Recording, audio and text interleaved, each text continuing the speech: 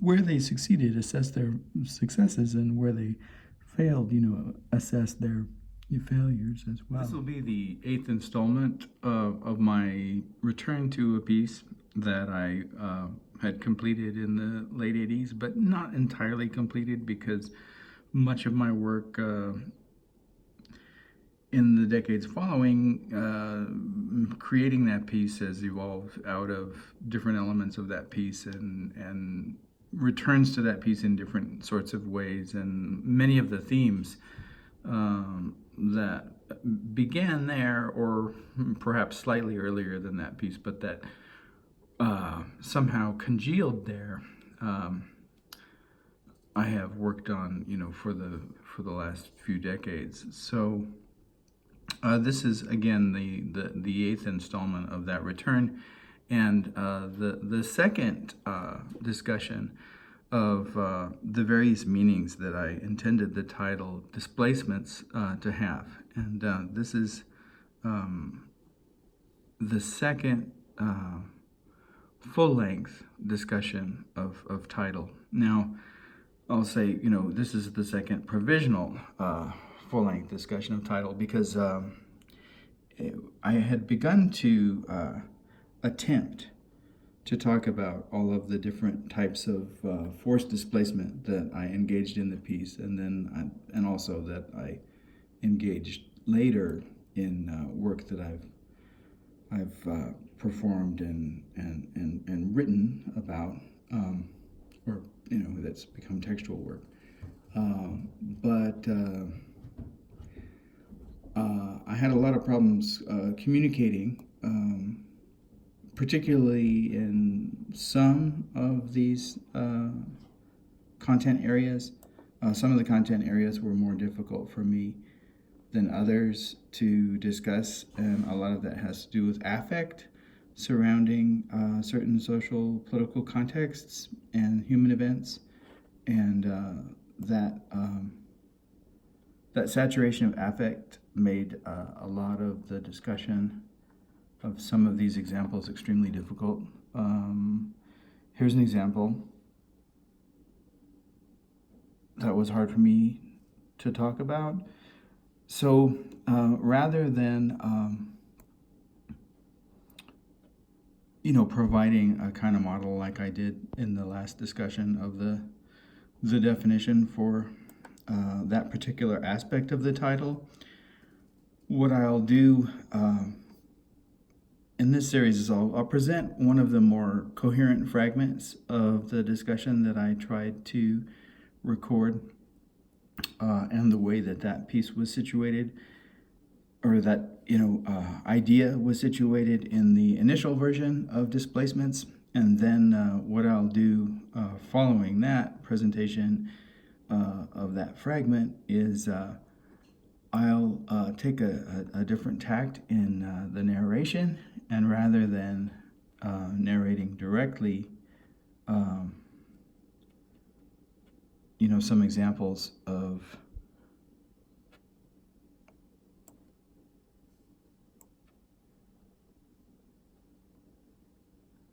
this idea of forced displacement, I'll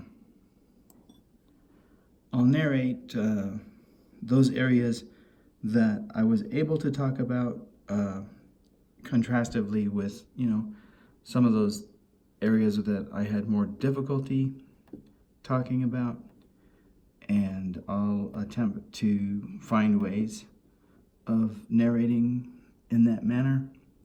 Now, this is a technique that I've used before, and one of the ways that I've used this technique as a sort of meta-narrational means of revealing things that are difficult, or that there's a lot of resistance on the part of consciousness to get at, is in a piece that it's really a book, in a book that I created. So longtime viewers and readers of my work will realize that, this isn't the first time that I've used this technique, that I used it in the presentation of a piece that I created in 1999, I believe. And that piece involved an elaborate performance that centered on the experience, the psychological and social experience, as well, beyond that, political experience, in terms of rights and the codes of performativity that are allowed certain authorities. Anyway, without getting into that discussion too much, the piece did center on the psychological and social experience of what it is like to spend time in a mental hospital. And for that piece, I kept a number of different types of documentation that over the course of the years have been lost or destroyed. And, and part of that loss and destruction is the way that I work. I want my work to be the map of memory and the tracings of experience. And so losing it is part of it. And it was available on the web from approximately, I think, this particular piece that I'm talking about and the way that I chose to document it was on the web from about 2010 maybe to 2015 or 16. I can't quite recall. So it may still exist out there somewhere, but certainly not in my hands. In any case, in this particular type of documentation, what I had done was I had kept a notebook of poems of my experience in this hospital, in this mental ward. And in that notebook of poems, I had described, various events and types of experience. And I then, in translating this notebook into a chapbook, what I did, rather than present the poems or copy them out, was from a remote sort of more objective subjectivity, I described the poems themselves. I might describe how many words were on a particular line of a poem. I might describe the meter of the poem. I might describe the content of the poem, but obliquely. I might describe the way that the poem was laid out on the page.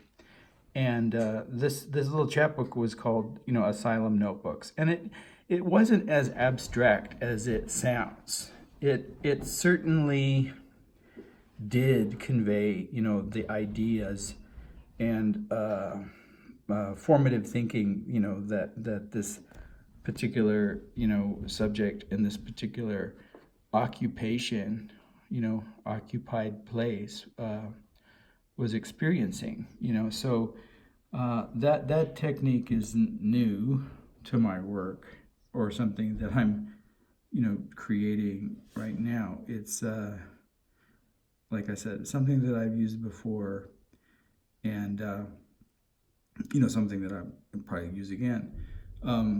What I think I've already attested to in this particular report is that I will present a fragment from my initial attempt to describe some of these different definitions or different applications, what would one say, different realms of occupied subjectivity that belongs to this category of forced displacement.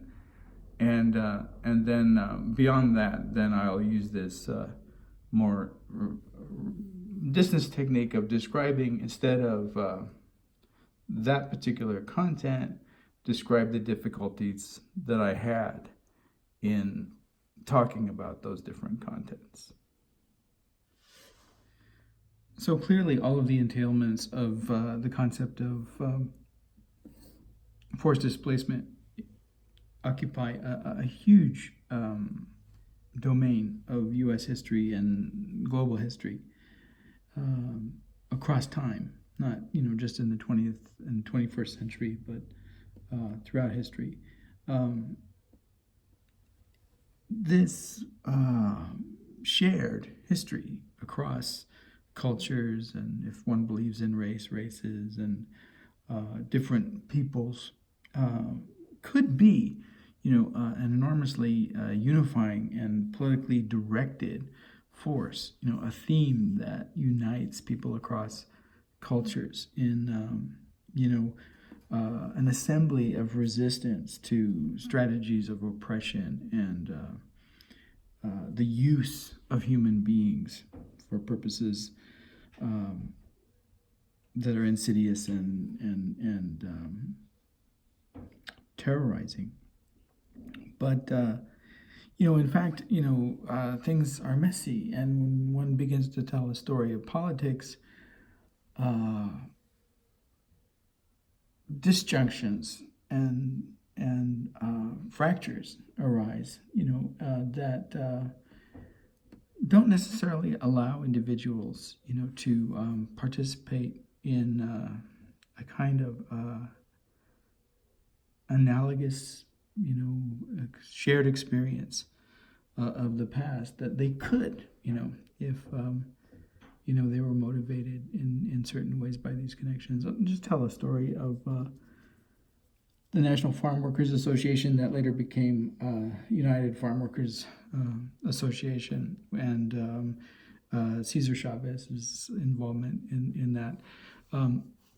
We had been, concerned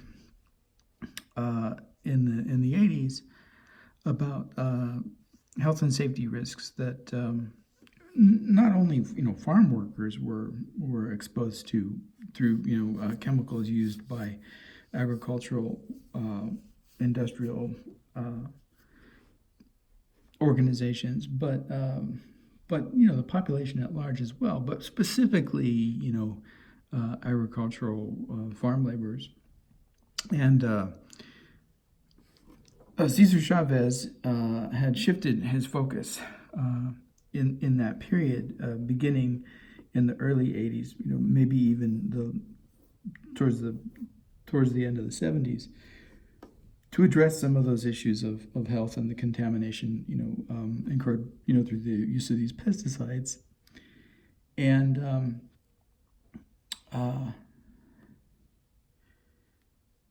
the UFW had already been, in a sense, weakened and deteriorated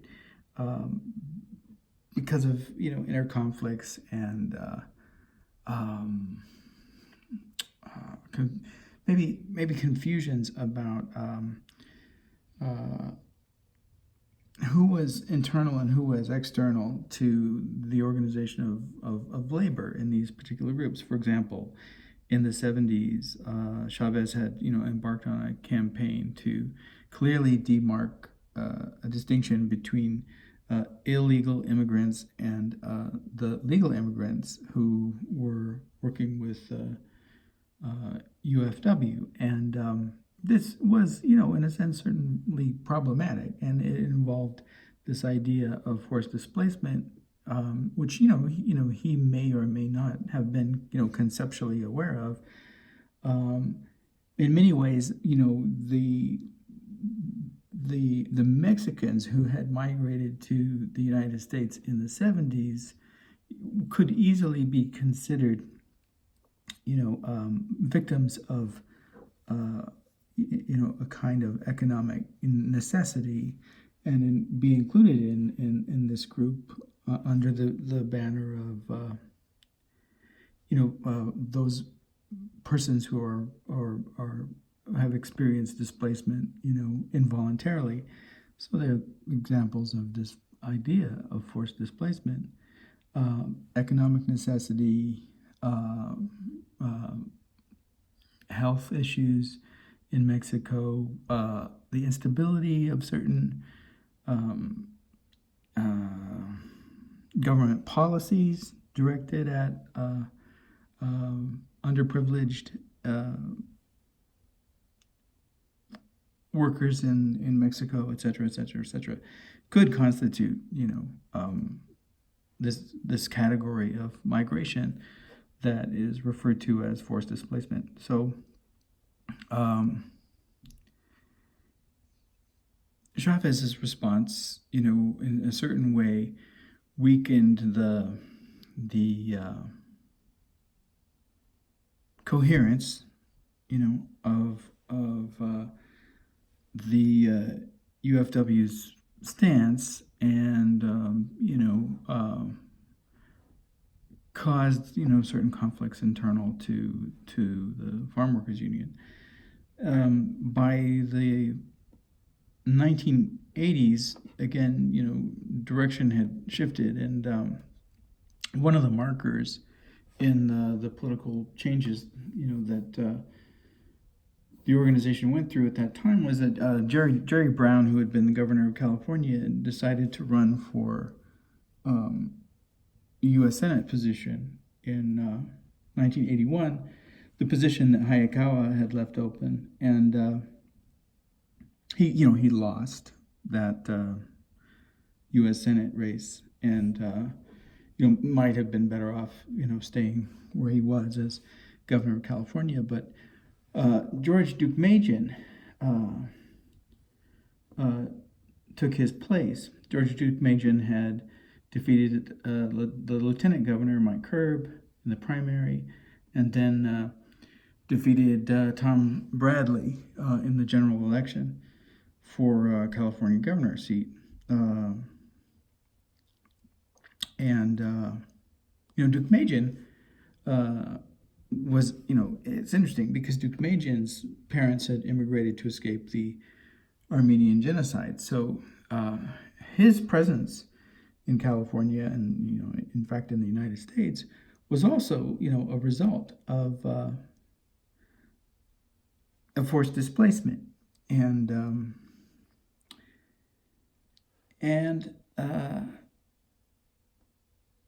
here, we have, someone that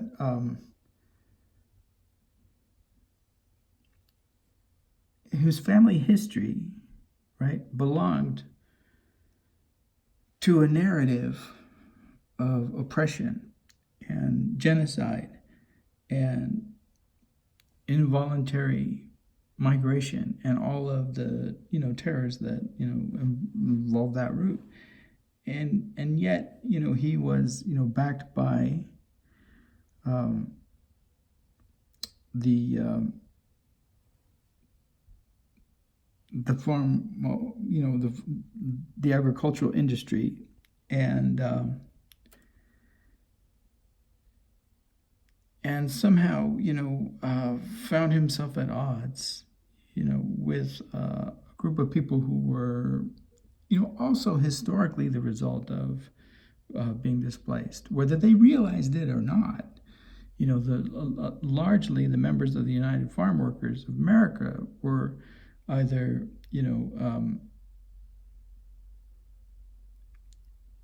either immigrants from Mexico or who had initially been a part of California before it was one of the states in the United States. And in either instance, these are individuals who share this history of displacement, and yet, find themselves at odds with one another due to the complex workings of the political apparatus, and in some ways, I think I found this really disturbing. And then, things, went from bad to worse.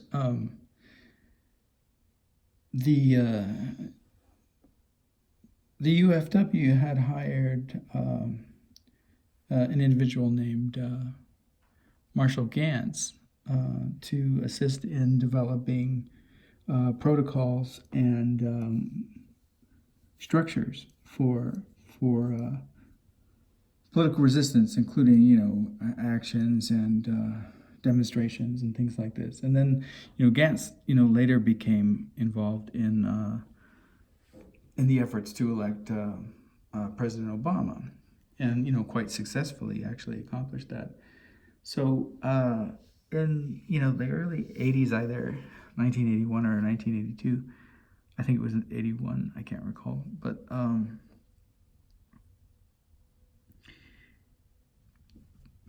disputes arose in the UFW organization, and then accusations were made in Gantz's direction, and a few of these, or maybe more than a few, were anti-Semitic, and Gantz resigned.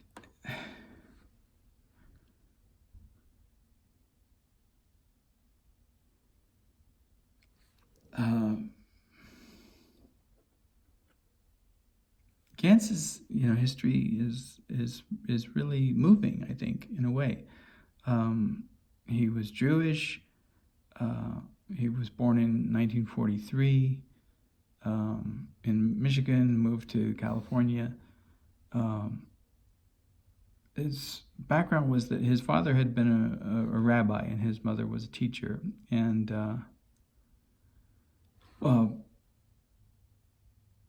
his family had lived in occupied Germany, and his father was a chaplain, I think, as part of the U.S. Army. And his job was to work with displaced persons. So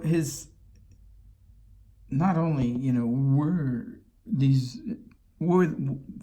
people displaced, but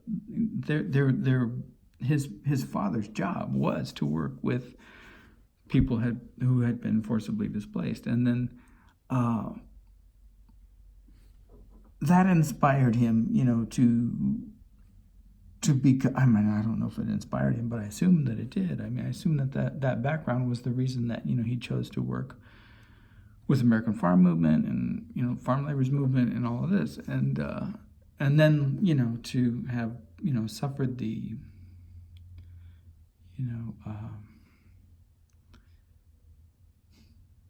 the blows of being referred to in racial terms and removed for whatever strategic reasons was I'm sure devastating. So I was kind of like interested in how all of these narratives of forced displacement don't necessarily come together with beautiful seams that produce a wonderful revolutionary harmony, but can somehow forget the connections, or somehow miss the connections, or somehow unravel. So I wanted to, I suppose, in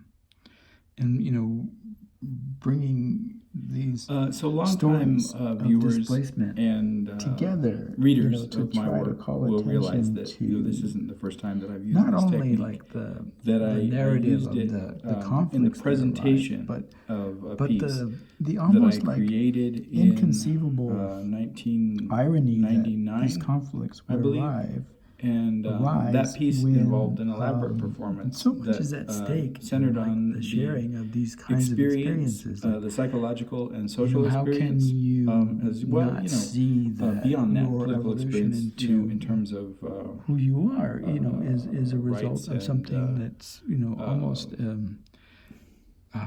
the literally parallel to codes of someone performativity else's that are allowed who certain should authorities. be working with, Anyway, not against, and without getting into that I guess it was discussion almost too like much, the piece did center wanting on to repair the psychological and social tapestry experience of that, what it is like engaged me to spend in- time in a mental in hospital. putting these And, stories together and trying for to, that piece, assess their I kept a number of different where they types of succeeded, assess documentation their that successes, over the and course where of the they years failed, have assess been lost or their destroyed. failures. And, and well. part of that loss and destruction is the way that I work.